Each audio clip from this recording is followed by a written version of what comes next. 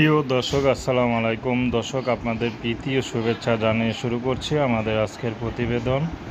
তো দর্শক, আজকে আমরা এক অসহায় মেয়ের গল্প তুলে ধরব, যার নাম হচ্ছে নাজমা।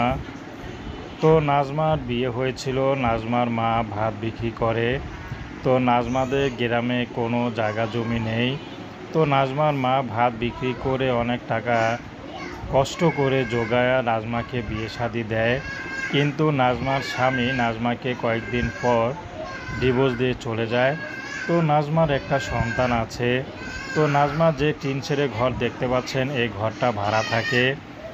তো নাজমার নিজস্ব কোনো জায়গা জমি নেই, সয় সম্পত্তি নেই, সব নদী ভাঙ্গনে নিয়ে গেছে।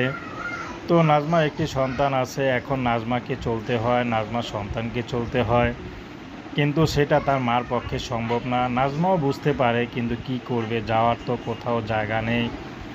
তো নাজমা এখন এসেছে, যদি ভালো একটা জীবনসঙ্গী পায় তাহলে বিয়ে শাদী করবে। সে যেমনই হোক, যে বয়সের হোক, নাজমা বিয়ে শাদী করতে রাজি আছে।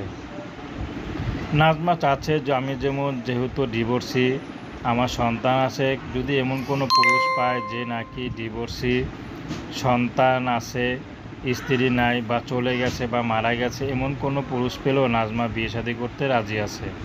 তো প্রেম, ভালোবাসা, সাহায্য সহযোগিতা, বিয়ে শাদী করা একান্ত আপনাদের ব্যক্তিগত ব্যাপার। আসসালামু আলাইকুম।